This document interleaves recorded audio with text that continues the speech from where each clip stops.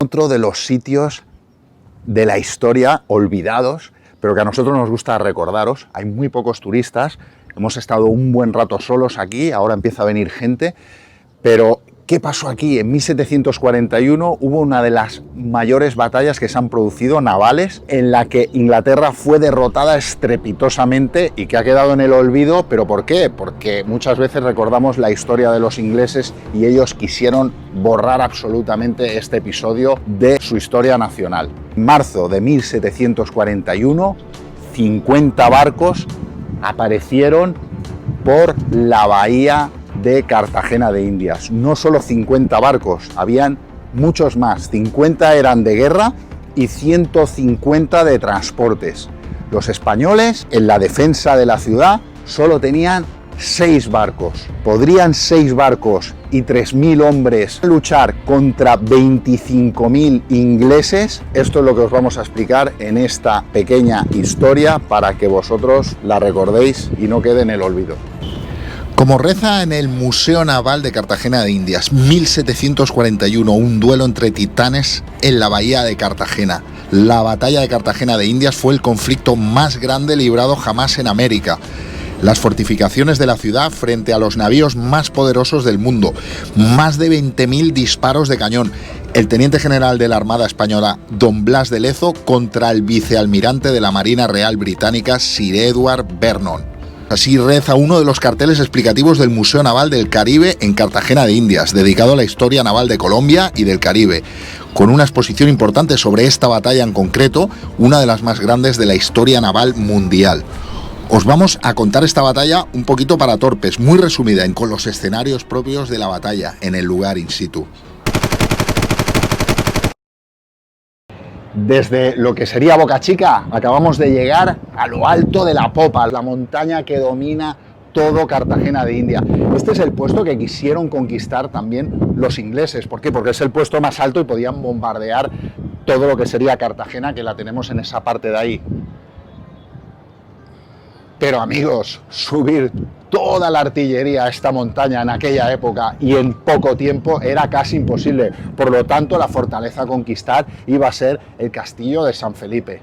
Pero desde este punto de la montaña, que se domina toda la bahía de Cartagena de Indias, es súper importante obtener estas vistas para entender geográficamente lo que supuso aquella batalla y cómo se desarrolló. Imaginaros una letra D enorme, lo que sería la bahía es la parte redonda de la letra, ¿vale? Y entonces el palo de la letrita estaría separado por la isla de Tierrabomba, que es aquella de allí. Y a ambos lados de la isla estaría Boca Chica, dijéramos la entrada del principio de la batalla, y donde estaba el fuerte de San Fernando y el fuerte de San Carlos. Y en la parte norte de la letra D tenemos Boca Grande, que es donde está Cartagena de Indias, y esa parte de la bahía estaba toda llena de sedimentos, habían hundido barcos, habían puesto maderas, habían tirado un montón de cosas. ¿Para qué? Para que los barcos no pudieran pasar por Boca Grande. Así que cualquiera que quisiera entrar en Cartagena de Indias tenía que entrar a la bahía a través de Boca Chica. La Gran Armada, bajo órdenes del vicealmirante Edward Vernon, se presenta frente a la ciudad el miércoles 15 de marzo e hizo un amago de desembarco al norte de la ciudad para confundir a los defensores. Cumplido este primer paso estratégico, el vicealmirante Edward Vernon ordenó levantar anclas para dirigir su flota contra el primer objetivo militar, el castillo de San Luis en Boca Chica, que protegía el ingreso a la bahía. Se libra una descomunal batalla en la que se dispararon más de 8.000 balas de cañón y 6.000 bombas. La contienda se prolongó a lo largo de 17 días con sus noches, y 23 navíos ingleses de alto bordo terminaron desmantelados. En medio de la batalla, la infantería británica, formada por más de 8.000 hombres, desembarcó en la isla de Tierrabomba. Allí construyó primero una línea de morteros para abatir el castillo y luego una enorme fortaleza de campaña que llamaron la Gran Batería. El castillo de San Luis cayó definitivamente en manos de los británicos el 5 de abril y sus navíos entraron triunfalmente en la bahía. Un intento de barrenar los barcos españoles para cerrar el canal terminó en un rotundo fracaso, pues estos se incendiaron antes de hundirse. La flota británica ancló en las aguas tranquilas de la bahía y se preparó para asaltar la ciudad. El 8 de abril se reunió el Estado Mayor británico en un agitado consejo de guerra, donde la Marina y el Ejército se enfrentaron en una acalorada discusión. El tiempo se les estaba acabando porque las tropas empezaban a enfermarse con las terribles enfermedades tropicales. Los últimos barcos españoles fueron barrenados para cerrar el paso del canal al acceso a la bahía interior, pero fueron remolcados por los ingleses, que estuvieron así a distancia para bombardear la ciudad desde sus poderosos navíos. El 17 de abril, la bandera tricolor del Reino Unido de la Gran Bretaña ondeaba sobre el cerro de la popa y la infantería se preparaba para asaltar el pequeño castillo de San Felipe de Barajas. El general Wentworth propuso construir contra San Felipe una nueva batería de campaña para repetir la misma estrategia empleada en Boca Chica, pero las epidemias se difundían con rapidez y terminó por imponerse la voluntad de Vernon. En la madrugada del 23 de abril, 3.500 soldados británicos fueron derrotados frente al castillo de San Felipe de Barajas, decidiendo la batalla por la ciudad a favor de los defensores. Hacia el 23 de abril, las epidemias se habían extendido por todo el ejército británico, que en cada barco morían diariamente entre 25 y 30 hombres. Los cadáveres flotaban sobre las aguas de la bahía.